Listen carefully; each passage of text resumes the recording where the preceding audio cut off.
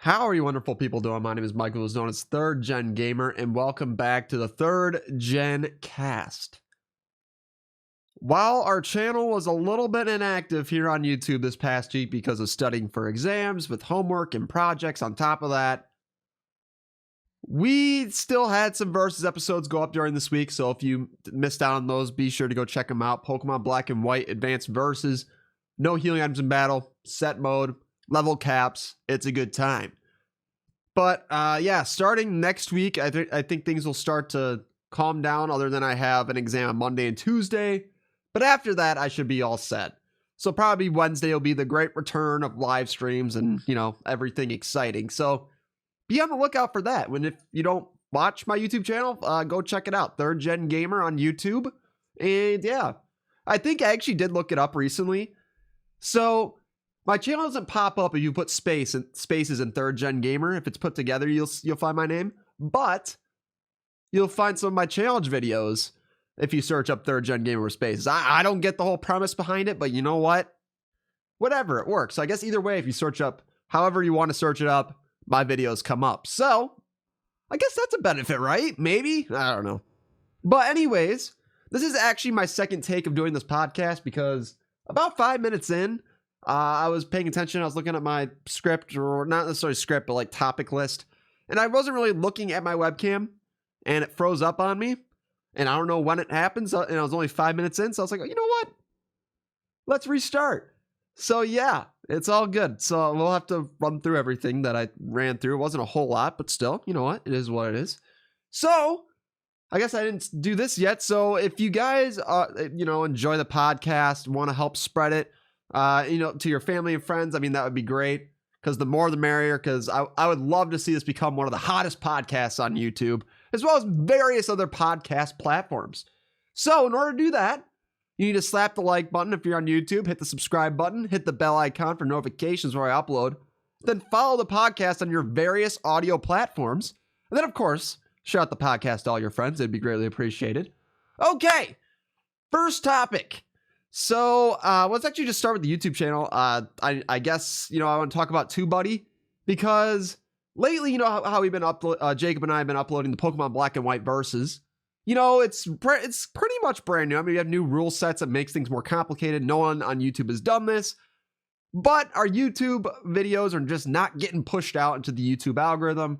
So Jacob and I decided, you know what, let's go try one of these like search engine optimization, I guess, programs, software. You can actually install it onto your internet browser. And then how it works is that they give you a few free features, but most of it's paid. So it's like it's behind a paywall. So Jacob and I both bought at the basic level, which is $9 a month. And we want to see what this thing could do for us. And if it does help push out the Versus, I mean, hey, that would be wonderful. We actually did adjust the tags accordingly, so it would be more likely for people to come across them, which is great. Like I said, we'll see what happens. And obviously, if it works, then it's like, okay, we might as well just keep it, But yeah, it's $9 a month. Actually, it was able to get 20% off because I just looked up TubeBuddy discount codes. And then I just found a discount code online that gave me 20% off. So I actually paid, what was it, $7.20? I don't know if it's for like a full year, if it's only for the first month. It's probably for only the first month. But it was actually a discount code for a YouTuber. I think his name was, what was it? It was like Nick. There was something. I don't know. Nick. I can't think of his name. But yeah, no. Anyways, if you look up the discount code, it actually is hooked up to his YouTube channel. And then how it works is I believe he gets a royalty. So even though I didn't watch his content, I used his discount code. So I think he probably got some royalty off of me. So I'm like, hey, whatever. I mean, I got a discount, help the guy out. You know what? It is what it is. So yeah, we're going to try out TubeBuddy. We'll see what happens. If it works, we'll keep it. If it doesn't work, we'll dump it. Simple as that. Then also you could commit to a full year and then you get a discount too. But I was like, I don't think so. I'm not going to commit to a whole year if I don't know it works, So anyways, lots of stuff has happened in the past week. I did end up watching the Nintendo Direct. I did not do like a live reaction on the YouTube channel. Mainly because, I don't know, I didn't really have the energy to do it. And I mean, I did watch it live, but I was just like, you know what? And plus, other people were doing it too. Like, if you literally went onto my YouTube, like if I went on my YouTube homepage, look at my subscriptions, there were like 15 people doing live reactions for the Nintendo Direct. I'm just like, you know? What else would I add other than my reaction, which it wouldn't be that much different compared to all these other people that I'm subscribed to on YouTube. I was like, it'd be great and all, but I was just like, there's nothing special there. At least I wouldn't think so. At least I don't know what element I could add to make my reaction unique to somebody else's. But yeah, no, I decided not to do it. But I do want to talk about it here in the podcast. I actually have a list of everything that I thought would be worth mentioning. So I guess to start, it looks like Pyra and Mythra, or at least it's like a combination character, is the DLC character they announced during the Direct for Smash Bros. So if you don't know what that character's from, it is a Xenoblade character, Xenoblade 2. And basically what it is, it's kind of like, if you go back to the GameCube and Wii, I believe Zelda and Sheik were not their own characters, and you'd switch between them. That's essentially what it is between Pyra and Mythra. It's like, I guess, I don't know the premise too much about Xenoblade 2. I did have the game, I played a little bit, but I honestly don't remember I don't remember, what, it's like some connection, like, with the main character and Pyra. And then I don't know how Mythra was a part of that too. I don't know if it was just like, they were just another character that you unlocked and then you switch between the two. I don't know. I guess I didn't play enough of the game, and it's been a while since I played the game, but yeah, like the sword that you actually get, your main character is connected to Pyra, and then, yeah, I don't know. It's a whole thing. I mean, I never finished it because the game is just ginormous, and it's been a long time since I played it. And typically a lot of those games, like those long RPG games, I buy, I'm like, oh, this is exciting. I'm going to play as much as I can out of this. I'm going to enjoy it. It's like 10 hours in, I'm just like, all right, it's time to move on. So yeah, no, I like, for those large RPG games, I don't know, I just don't have the I guess the ambition to carry through, because yeah, that game, I believe if you invested all your time into it, it could be like 80 to 90 hours just to beat the main story or something. I just was like, you know what? That's great and all, but I have other things I can do. Like I have other responsibilities on top of these other games I want to play. It's a lot of time to put into that, especially as a content creator. I don't think when I played the game, I did a whole lot of content creation, but that's besides the point. But let's say if I want to play that today, the only way I'd be able to play that is if I streamed it. And then also people would want to watch it, because I wouldn't want to play. Of course, as a streamer, you always want to play something that you want to play. But by the same token, it's like, okay, well, if nobody's interested in it and it's completely different than what the content that you provide, normally it's like, I don't know. I wouldn't want to make something like that like a series. Like, for example, it was last Sunday, I actually did the Bowser's Fury live stream, which actually had a decent turnout considering that I don't normally do Mario games on the YouTube channel. But I played the entirety of Bowser's Fury. It took about 3.5 hours, even with my mediocre skills. I got through the minimum, cat shines that I had to do in order to beat the game and, beat Bowser and, all that stuff. But, yeah, no, I mean, like, it's fun to do that from time to time. But yeah, no, it's as far as like being a YouTuber, like a Pokemon YouTuber to be specific, it's like if you change your direction, like if you diversify a little too much, then you kind of gain audiences for different things. And then that's when there's an issue, because if, let's say, you could bring in people from different like video game titles, okay? But if people are just watching you to watch you play the game, and let's say you don't really have these people commit to just watching whatever you play, because typically the goal is that if you do that kind of stuff, you play these different games, bring everyone in, you want to have everyone like you, not only for how you play, but also your commentary style. Just the whole experience that people just want to come back no matter what you play, they will come back. And it seems like my success rate with that kind of stuff just doesn't work out. So that's why I try to stay within Pokemon if I absolutely can. But from time to time, I do like to, branch out to play some games, but mostly Pokemon. That's why I always do mostly Pokemon on the YouTube channel. Could it cause a little bit of a burnout? Maybe, but yeah, it is what it is. Okay, back to get out of that tangent here. So we talked about just Mythra and Pyra for Smash, and yeah, I mean, that's a character I was like, I totally could see that, but like, for example, I felt like there were a lot of other characters that definitely could have taken that spot.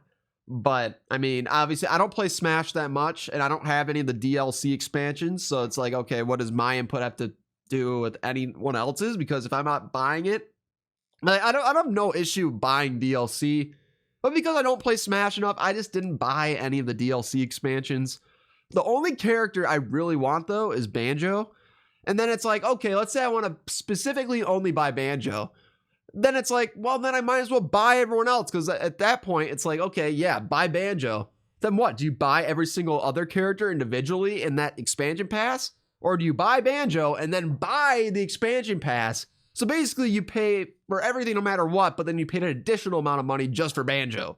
So that's the issue I can't get around. So I'm just like, yeah, I guess I don't play the game enough, so it's just like, yeah, okay, whatever. I mean, I guess I'll just move on. Because, yeah, I mean, I guess I don't need it. I mean, I don't play Smash Bros. That much. I mean, I would love to play with Banjo, like, in the game, but, yeah, like I said, I don't play it enough to actually, get my money's worth out of it, But yeah, I'm sure there's a lot of other characters. If you guys are on YouTube and, want to drop a comment, was there a certain Smash character that you wanted to get but you didn't get?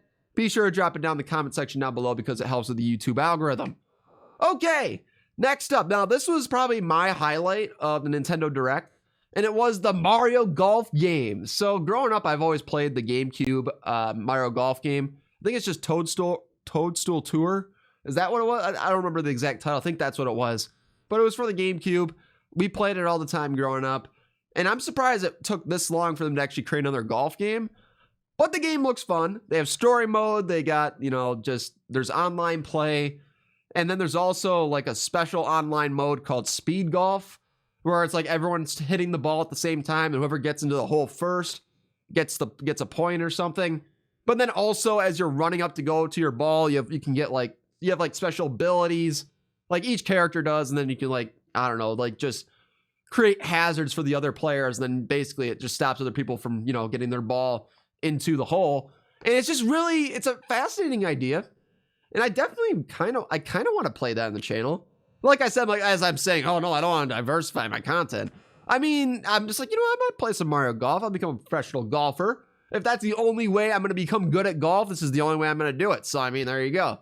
I actually did go golfing once with a friend of mine. And while we didn't necessarily play on the most beginner-friendly course, in fact, a lot of high schools use this golf course as like a finals for like a championship or state finals or whatever. And yeah, my first day, I decided, you know what, we're just going to go. It was like, it's right by our campus. And I was like, okay, yeah, sure. We'll go and play golf there. I sucked. And the worst part was because there were people behind us. And we were constantly being rushed. At some point, we just said, screw it. We just picked up our ball, dropped it on the green, and we putted. And then also I lost probably like 25 golf balls in that whole thing. And yeah, oh gosh, it was a mess. And that day, I was like, you know what? I'm never golfing again. No, I'm kidding. I never said that. I mean, I'd probably go golfing again, but I'm not very good. And I definitely want to go to a different course that, first of all, doesn't have as many people there, so I don't get rushed. And second of all, just choose an easier course where I just don't lose all my golf balls. Yeah, no, actually, it wasn't my golf balls. It was my dad's golf balls. And he said he got them at like Goodwill for like 25 cents, like a golf ball. And he just bought up tons of them. So, I mean, it's not like the end of the world. But yeah, no, I lost a lot of his golf balls. So I'm sorry, Dad. But yeah, anyways, Mario Golf, if there's any way I'm going to become pro, it's going to be through that game. And it looks like you can also use motion controls too. Not a fan of that, but you can also not use motion controls. So, that's fantastic. So yeah, I'm probably doing the non-motion controls, but it's still going to be really fun. And I guess I actually had a couple of friends of mine. They're like, oh, we should do a versus of that. They're like, okay, yeah, well, I don't know, maybe. I highly doubt it, but that would be kind of funny if I did a Mario Golf versus with a friend of mine, either Jacob or Tobin. That'd be really funny. I'd totally be down for it. It'd be, whether it just be like a few live streams where we just play Mario Golf with each other and we just try to win. I don't know. We'll see what happens. I mean, if it does happen, that'd be funny. But, it's funny that, it's like, okay, Mario Golf. I mean, people are really excited for this game. And typically people don't like watching golf. I mean, I don't mind watching golf because it is pretty impressive when professionals, play and they're just so good. And then you watch the Masters. It's just like, okay, these guys are just too good, especially when you actually go to a golf course to play for once, and then it makes you realize how tough it really is. And these people are on these courses that are probably like 50 times harder than what you played on, and they're just absolutely crushing it. So it's just like, wow, this is just, and I mean crushing it as in, well, I guess they could hit it farther, but just their performance is just ridiculous. Especially some of these top golfers. It's just insane. Even the people that are at the very bottom, they're still extremely good. I mean, that's just how the caliber in the Masters is insane. But yeah, no, I can see some people be like, oh, I don't like watching golf. And it's like, okay, that's understandable. But yeah, no, I don't mind watching it. It's just playing it. It's a little tough. It's a little tough, like just playing it. But it's all good. And then this is, if I can get good at Mario Golf, all right, I'll go pro. Well, if there's ever a Mario Golf Masters, I'm gonna try to win. Will that happen? No, probably not. But you know what? One could hope. Okay, so the next thing for the Nintendo Direct, it was Splatoon 3. At the very end, that was kind of like their one more thing kind of deal. They revealed Splatoon. They had Splatoon 2 come out on the Switch, and yeah, no, I mean it was a fun game. I mean, I thought the first Splatoon was kind of better. I mean, I just felt like the online, I don't know, I just really liked the online better in the first one than in the second one. I don't know, I mean, maybe I just didn't play the second one enough to, really enjoy it, but the third one's coming out, and they also debuted a new type of weapon, like in Splatoon 2, you can get like dualies, and they have like, it's a really cool idea, but now they actually have bow and arrow weapons now in Splatoon 3, which is exciting, and they said the release date 2022. So sometime next year, probably fall 2022, considering that they did not give like a special, like a specific date in 2022. It'd probably be somewhere in the fall, like Splatoon 2 did. I believe was in the fall. So actually, was it? No, it might have been in the summer. No, well, they didn't say summer 2022, so it probably is the fall. It probably is, but it is what it is. Okay, so then they didn't talk about Breath of the Wild 2. In fact, they said it's still, in production. It's not, there wasn't anything that they could show at this point. And then they revealed Skyward Sword as like a port for the Switch. And Skyward Sword, never played the game, but I mean, I've heard mixed reviews about it. I know some people are excited, some people are like, oh, I don't like this Zelda. I've never played it, but it sounds like you don't need motion controls to play the game now, so at least there's that. I mean, one thing, the Wii had some good games. I mean, it was just, the actual, Wii motion control stuff. Sometimes not that convenient. Kind of just want to sit down and play a game. Yeah, oh my gosh, I'm just gonna swing this remote. Too much exercise. But no, it's just it's a whole different thing. Just wanting to play a game and just relaxing versus you have to get up and move around a little bit. There's like a whole different dynamic to it, and I'm glad that they incorporated a way that you could use the control sticks and all that to perform all the moves that the motion controls would have normally made it work. Because I guess one thing that was with Skyward Sword was Wii Motion Plus. You had to have that. And I didn't actually have Wii Motion Plus. So even if I wanted to play this game, I had to go get like a Wii Motion Plus adapter or something, which I think you just put on the very bottom of the Wii remote. A lot of the newer ones just came with it inside. But yeah, no, our Wii that we had was like from the launch year. So we didn't have any special Wii Motion Plus stuff, But yeah, no, I mean, it would have been nice to see Breath of the Wild 2. I guess I'm not necessarily a huge Zelda fan. I mean, I played some of them. Like Breath of the Wild I thought was fun, but it just seemed like it's just one of those like open world games, which I mean, it's a really cool thing to actually implement Zelda open world dynamics into the game, but I'm just not a Zelda person. I get bored too easily with Zelda. But yeah, no, I mean, everyone wants Breath of the Wild 2. I would rather have them release a polished product than a very unpolished, rushed game. So I think it's probably for the best that Nintendo decides to delay their new Zelda game. But I mean, I believe it's supposed to be like the 30th anniversary or something of not Breath of the Wild, but Legend of Zelda. I don't know. I mean, I'm not necessarily a huge Zelda fan, but it's like a big anniversary thing. Pokemon also has their big thing, which actually is coming up on Saturday. And we'll actually talk about that in a second. But yeah, no. Yeah, and also I believe Metroid also has an anniversary too. Like all these different game titles have anniversaries this year apparently, which is rather, insane.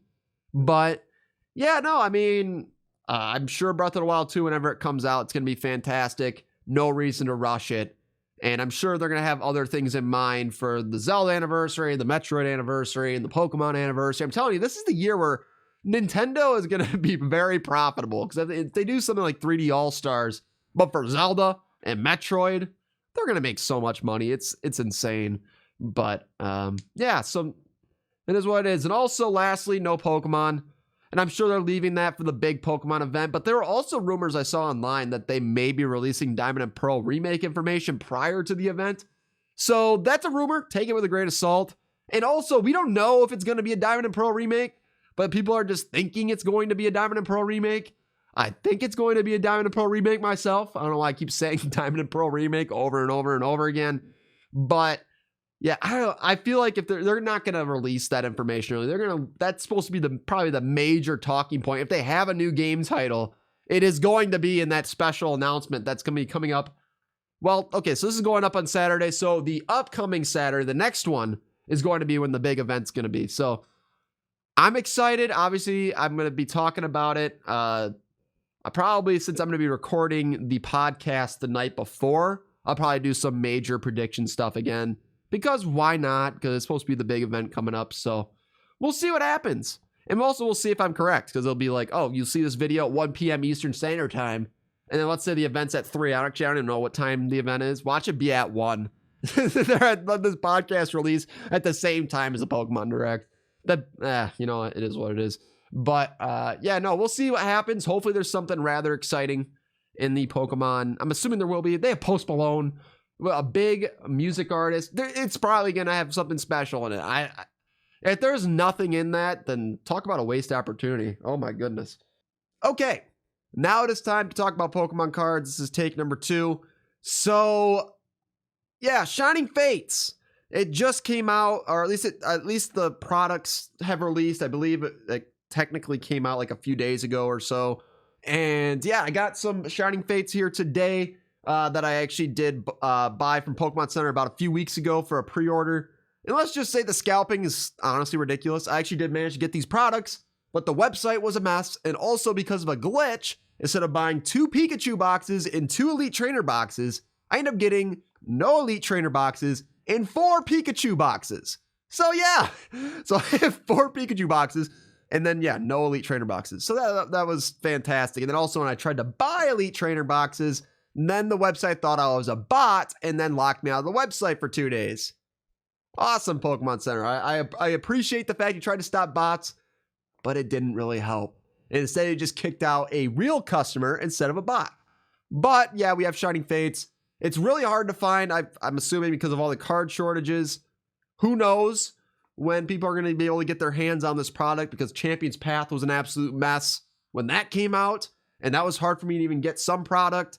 And it was a mess, like I said. And the prices for all these like different card products have skyrocketed. It's rather insane. And yeah, hopefully they produce enough of it. And as far as content, I guess I'll be doing an opening on the channel. I mean, why not? I have other openings I never, edited. I might just scrap those because, I mean, some of them were okay, but they weren't like that fantastic. And also it was just like, I already got this camera. Why not? No one cares about Champion's Path anymore. We got Shining Fates. That is the most important thing. And I'm just like, you know what? We'll just move on and we'll just scrap those other videos.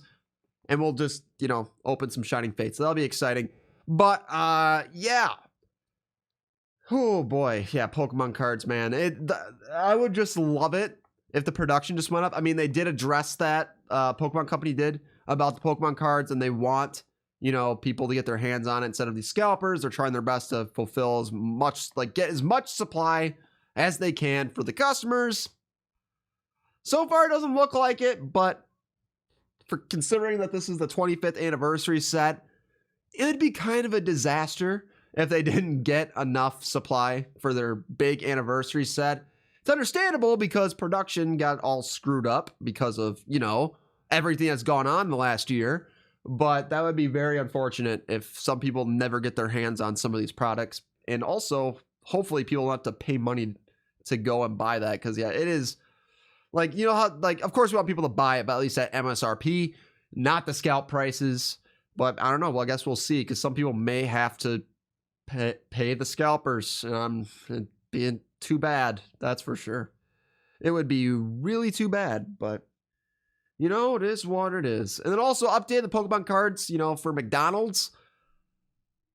I checked the McDonald's that I have near me, see if they have any more product. I was just curious. No, they don't have anything. In fact, the last time they actually had some in stock was the first day when I was able to pick up a few of those packs myself. So yeah, that's another mess that needs to be addressed by Pokemon, and hopefully they can get new waves of that product out soon, because yeah, it's been over a week since the first initial wave happened, and literally within the first day it was gone. So hopefully they're able to get the production up for that, and that'd be, you know, ideal. So it's not a ThirdGenCast podcast if it wasn't for us talking about Bitcoin. So when I made my topic list, all right, it's my main headline topic that I put on here was Bitcoin breaks $50,000. Well, my friends, ever since I decided to create this topic list that I have right here, Bitcoin is at $55,000 for a single coin. A single coin. And it kind of started, I think it hit 55 and then it kind of had a little bit of a sell-off period, but it's still hovering in that 50,000 area. Literally Bitcoin is just, it's insane. If this actually does break $100,000 within the next couple months, this is gonna be insane, man. Crypto is gonna just go off the rails. And I also feel like some other stuff's gonna happen. Like there has to be probably some regulation coming along to kind of try to halt Bitcoin in some way, shape, or form. Because the last thing that all like countries around the world needs is that people don't use the currency inside the country and people start using Bitcoin for transactions, which is definitely problematic for the government, because then they can't keep track of, you know, it's kind of hard when it's decentralized for these governments to know if you buy and sell and then also you exchange with other people. And I'm sure they're going to try to find a way to regulate the thing, and it's probably going to keep the price from soaring to these crazy prices. There's a lot of people are saying now that it's hit $50,000, 55,000, it's going to drop hard like it did in 2017 when it was at about, I think it was 19,000, and then it crashed hard. And then obviously because of what just happened, 19,000, it dropped all the way down to 3,000. Then it started slowly climbing. COVID happened, it dropped again, and then it went straight up to 55,000. If it does tank again, it probably will drop, not down to $3,000 again.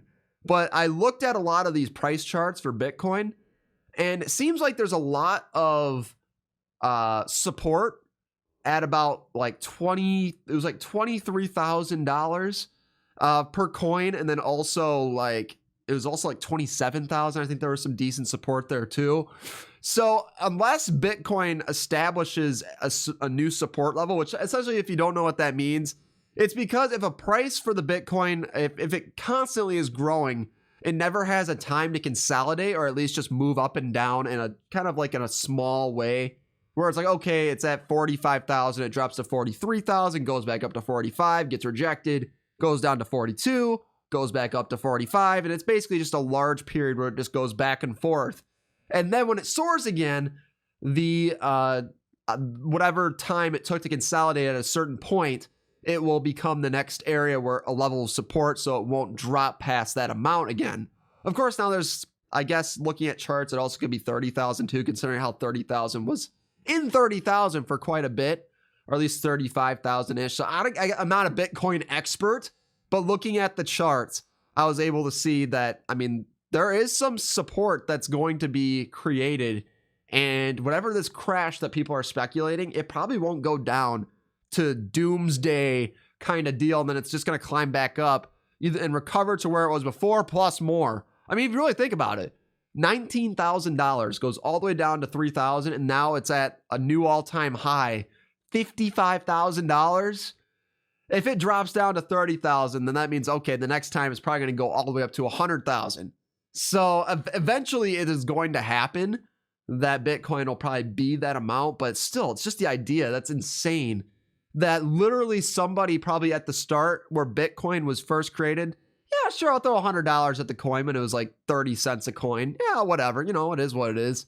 Now they're like multi-millionaire, maybe even a billionaire because of all that, which is just insane. And also there's another piece of information. Dogecoin, I saw an article somewhere that there's somebody that holds about 30% of the Dogecoin supply. And as of right now, where Dogecoin is currently placed at in price, they're a billionaire based on the amount of Dogecoin they had. If they sold that right now, first of all, Dogecoin would absolutely tank. But a billionaire off of Dogecoin, I'm not sure if it was like a creator. I think it might have been a creator of Dogecoin, like one of the people that created it. And then they just held a large supply of it. If they just decided just to drop it and just take the cash, that's just insane. I think it was $1.2 billion just from Dogecoin, a meme coin. It's insane. And I'm sure, I mean, when they bought it, I'm sure they bought like probably 1 million Dogecoin. Well, probably way more than that, to be honest with you. I've been trying to think, if it's $1 billion, what would that equate to? Because if you had 5 cents per coin and it's roughly about $1 billion worth of Dogecoin, it would have to be, you probably had to hold about 200 million Dogecoin? Roughly? Maybe? Around there? That's just insane. Dogecoin to the moon, as they say. I mean, Elon's really been pushing Dogecoin. He's been pushing Bitcoin too, especially with the big transaction with Tesla buying Bitcoin, also accepting Bitcoin for Tesla soon. That's a big deal. But yeah, he's been pushing Dogecoin. He's like, hey, if Dogecoin drops down to a really low level, he said, I'm going to buy it. He's going to take it back up. And oh my gosh, Elon, he's just a big meme, and he's just taking, he as a meme is taking another meme to like this crazy level that is just unbelievable, which is honestly insane. And with Elon behind it, who knows what happens with Dogecoin? The joke of a coin that's not even supposed to be worth anything is actually worth something now, which is just, oh my gosh, it's literally insane. But what was I going to talk about? So I talked about Bitcoin, Dogecoin. I wasn't even normally going to be talking about Dogecoin, but Ethereum is close to $2,000. Maybe by the time that this goes up, it probably did hit $2,000. And yeah, I mean, it seems probable that, I mean, if Ethereum keeps growing, that speculation where Ethereum will break 20,000 by the end of the year looks pretty good, not gonna lie. So yeah, I'm hoping for it, crossing my fingers. I hope we do, because that'd be exciting. And yeah, no, I mean, I don't even know what to say. I mean, if it's just Bitcoin and Ethereum, it's like, I'm trying my best to learn a lot about this stuff. Like just learning about just the day trading aspect. I don't necessarily plan on day trading, but I also want to know when's a good time to buy and hold versus just buying randomly and hope that it goes up. I definitely want to get my money's worth by getting the most amount of coin as possible. And of course, with all that stuff, it is, I mean, even when you have the best knowledge in the world of whether it's stocks, Bitcoin, whatever, if you know all the trading patterns, even though that you know all the trading patterns, it's not a guarantee that they're going to happen. Like, for example, if there's like a bull flag, which essentially it's like a climb, and then there's kind of like a little bit of a consolidation, and then it goes up again, there's a chance that it can consolidate and go down. But in most cases, it goes up. But there's even though there's a slim chance it can go right back down, it's still called a bull flag. And yeah, you could still get burned on it despite just like knowing everything there is about all the type of trading patterns and all this kind of stuff. So, I mean, I'd say a lot of people that are super knowledgeable win more than they lose. But obviously, there's a very good chance that, I mean, they probably still lose a good amount of money. And they also mitigate risk by like, okay, I'm going to create a stop loss, which is basically what it is, that if it falls to a certain point, it just sells. And then if it decides to just absolutely tank, you still sold at a certain point, and then you didn't lose everything. You could lock in some gains, or you could reduce the chance of losing lots of money. by doing that as well. And also you could lose a potential gains as well if you put the stop loss too high. And then let's say it goes down, it sells, and then it goes right back up. It's like, well, that sucks.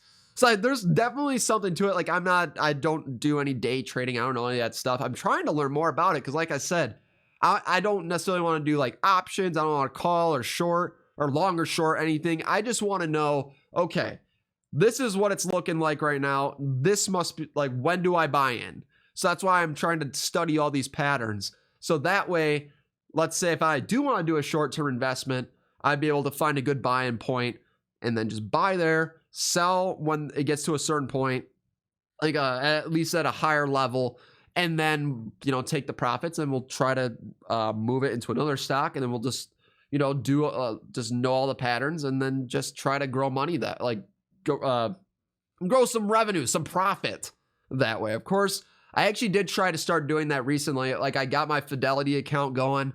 I still have my Corsair stock in Robinhood. I'm going to be transferring that over soon. So then that way I have nothing in Robinhood. I'm done with Robinhood. But yeah, I've just been buying some other stocks on my Fidelity app, basically with similar patterns. I'm just going to see what happens. Of course, this is all a big learning experience, but in the grand scheme of things, if I do lose money, at least I'm learning through the process, and then I'll be able to take things, kind of like take some information and just have it for the future, and then just, you know, build on it and, you know, exponentially grow the money that I'm trying to invest. So, I mean, obviously I want to have some long-term stuff and also have some short-term. So you never want to have just all like, it's fine to have all long-term, like if you don't want to mess around with the short-term stuff, but I would not do all short-term and have no long-term. I think that would be a little bit messy, just to say the least. It's because at least in a long-term investment, I think the average return per year is if you just bought stock and just left it in there, just buy some reputable brands, you just have an average rate of return of about 7% every single year. And it can be more or less depending on what companies you have. But if you buy from a bunch of different sectors that are, you know, blue chip stocks, which are the more valuable ones and more reliable ones, or the just in general, just buy a bunch of just different stuff, just naturally, on average, you should get about a 7% return, unless, I mean, obviously there's some differences. Like, let's say if there's a freaking pandemic and wipes out all your money, then obviously it doesn't account for that. But just in general, when there's a normal market, 7% returns every single year, roughly. And at least that's what you should get on average, if not more. So yeah, no, there's a little bit of stock information. So we got some Nintendo Direct, Pokemon, stock information, Bitcoin. I just have to say this was probably a really good podcast. I mean, this seems to be, that's like the topic. Those are the topics that we seem to just keep talking about. But you know what? As long as that we're having fun, listening, relaxing, and just learning some new material about like just new things in general about whether it's Pokemon, Nintendo, Bitcoin, whatever it is, it's just a good day. And yeah, so I probably will be wrapping up this podcast here. So if you guys enjoyed, be sure to hit that like button. Be sure to hit that subscribe button. If you're new, hit that bell icon for notifications when I upload. If you're on YouTube, if you're on a podcast platform, be sure to hit that follow button, hit that like button, rate the podcast 5 stars, whatever you got to do on whatever platform you're on. And also be sure to, you know, stick around for some more ThirdGenCast content. So, even though we had a little bit of technical difficulties, I actually did have a cut in here because for some reason my cam link froze on me again. So, yeah, I was like, you know what? We're already 20 minutes in. Whatever. It was during the Shining Fate stuff that it completely froze up. And I was like, well, it is time to I'll just do another take. So, yeah, no, I got to figure out what's going on here. Maybe I'll have to do some troubleshooting and maybe I could try to replicate it again. I've never had that happen before. So maybe for some reason, just the computer's just acting wonky. If I reset my computer and then record it again, I wouldn't have it freeze up on me. I don't know. So yeah, we'll see what happens. And I don't know, I'll have it all figured out. But yeah, anyways, thank you so much for watching, everyone. I'll see you all next time. Peace.